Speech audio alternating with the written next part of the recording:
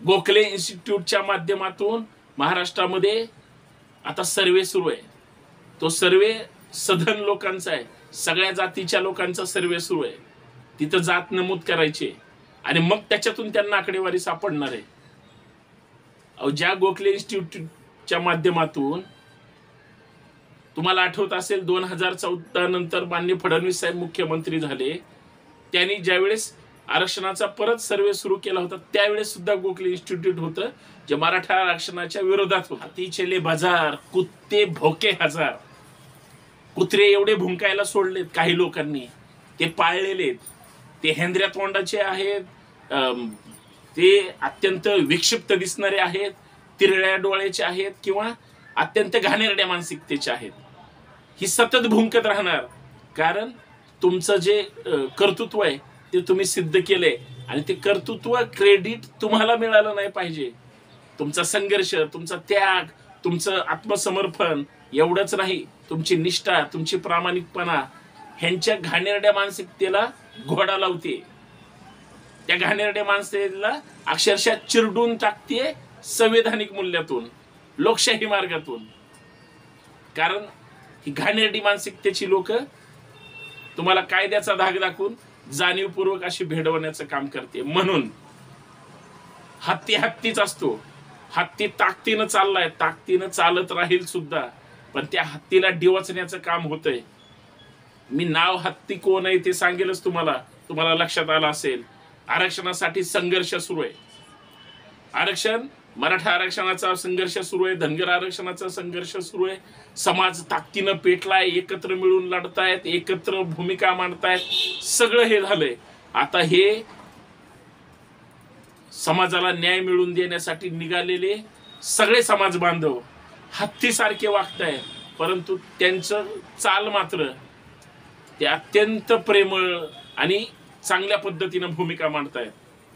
मनोज जरांगे पाटलांसारखा ताकदीचा सर्वसाधारण माणूस आज लोकशाही काय असते, लोकशाहीची मूल्य काय आहे, आम्हाला आमच्या हक्क अधिकारांसाठी आम्ही काय करू शकतो हे दाखवण्याचा प्रयत्न होतोय। तर काही पाळलेली पाळीव सोडली त्यांच्या अंगावर आणि मग आरक्षणच मिळालं नाही पाहिजे, आरक्षणच रद्द केलं पाहिजे। काही सरकारमध्ये बसून भुंकतायत, काही सरकारच्या बाहेर भुंकतायत, काही तुकड्यावर भुंकतायत, काही वेगळ्या वेगळ्या पद्धतीनं भुंकतायत। पण हे का होतंय, का केलं जातंय?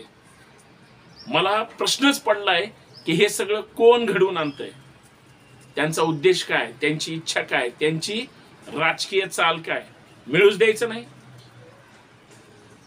उदाहरण देतो, गोखले इन्स्टिट्यूटच्या माध्यमातून महाराष्ट्रामध्ये आता सर्वे सुरू आहे। तो सर्वे सधन लोकांचा आहे, सगळ्या जातीच्या लोकांचा सर्वे सुरू आहे। तिथं जात नमूद करायचे आणि मग त्याच्यातून त्यांना आकडेवारी सापडणार आहे। ज्या गोखले इन्स्टिट्यूटच्या माध्यमातून तुम्हाला आठवत असेल 2014 नंतर माननीय फडणवीस साहेब मुख्यमंत्री झाले, त्यांनी ज्यावेळेस आरक्षणाचा परत सर्वे सुरू केला होता त्यावेळेस सुद्धा गोखले इन्स्टिट्यूट होतं जे मराठा आरक्षणाच्या विरोधात होतं। आता त्याच इन्स्टिट्यूटवर परत फडणवीसांनी परत जबाबदारी दिली। आता ती सकारात्मक असेल की नकारात्मक असेल हे तुम्ही ठरवा। याचा अर्थ काय? याचा अर्थ एवढाच आहे की याच्यामध्ये परत फसगत होईल आणि ती यंत्रणा काय, पहिली पास असणारा किंवा पहिलीचं शिक्षण घेतलेला एक कर्मचारी हा तिथं नोकरीमध्ये जर सर्वे करत असेल, काय दिवे लावणार? बरं, त्याच्या प्रामाणिक बद्दल संशय घ्यायची गरज नाही। जे मशीन त्याच्या हातात दिलंय ते मशीन एवढं दळभद्री आहे की ते सारखं बंद पडतंय, त्याच्यात वेगळ्या वेगळ्या प्रॉब्लेम्स येत आहेत, धर्माच्या तिथं जात येते, जातीच्या तिथं धर्म येतोय, हे सगळं माहिती आहे सगळ्यांना, तरी पण तुमच्या भावनांशी खेळ होतोय। आणि मग हे एकीकडे खो घालण्यासाठी दुसरं तिकडे चौंडीला आंदोलन होतं धनगरांचं, काय झालं त्याचं पुढं? 80 दिवस दिले, सगळे गप बसवलं गेलं जाणीवपूर्वक। मराठ्यांची अवस्था काय? परंतु जरांगे पाटीलांनी ते नाही केलं। त्यांना माहिती आहे की इथं राजकीय पुढारी सरकारच्या विरोधात काहीतरी डाव येईल म्हणून आपल्याला तारीख पे तारीख देत आहेत। ते म्हणले नाही थांबतच नसतो मी म्हणले, मला राग आलाय, मी समाजाच्या हितासाठी निघालोय, मी समाजाच्या लेकरा बाळांच्या गोरगरिबांच्या प्रश्नासाठी झटतोय, मी झोपेचं सोंग घेणारच नाही आणि झोपणार तर अजिबात नाही.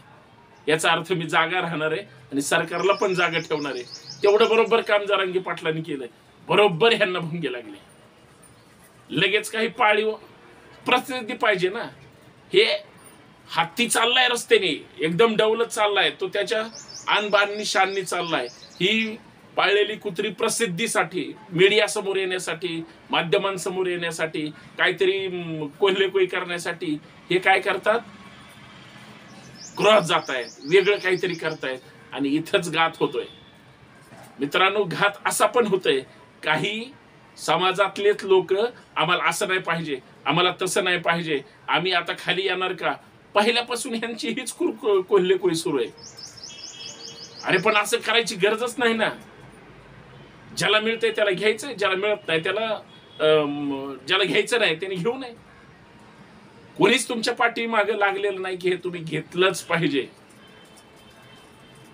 आता काही लोक असे जे आरक्षण घेत आहेत, मला आरक्षण आहे, माझी इच्छा आहे, मला घ्यायचं का नाही, तुम्ही कोण माझ्यावर जबरदस्ती करणार आहे, असा तो अधिकार आहे. परंतु ते सुद्धा कळायला तयार नाही. आणि मग त्या सगळ्या यंत्रणेला खो घालण्यासाठी ह्यांनी हे टपोरी सोडलेत, सुपारी बहादर, हे सगळे सुपारी फंटर आहेत बघा. हे सुपारी घेऊन सुपाऱ्या वाजवतात, हे सुपारी भुंकण्याची सुपारी घेतात, हे कोर्टात जाण्याची, ही बेकायदेशीर भाषा वापरण्याची, हे सामाजिक तेढ निर्माण करण्याची, समाजामध्ये वाद निर्माण करण्याची. तुम्ही मात्र शांत राहा, तुम्ही मात्र सगळं सहजपणे शांत ठेवा. आपला जो नेता आहे, आपला जो आज समाजाचा घटक म्हणून जो ताकदीने लढतोय, तोच उद्याचा संघर्ष योद्धा सुद्धा असेल. कारण तो करतोच आहे संघर्ष, पण कसं डॅमेज करायचं, कसं हे थोपवायचं. वादळ निघालंय मुंबईच्या दिशेने, वादळ एवढं ताकदीचं आहे. हे असले फडतूस कितीही वावटळ आले, वावटळ तर ह्यांना म्हणू शकत नाही, कारण हे पेड आहेत, पेड.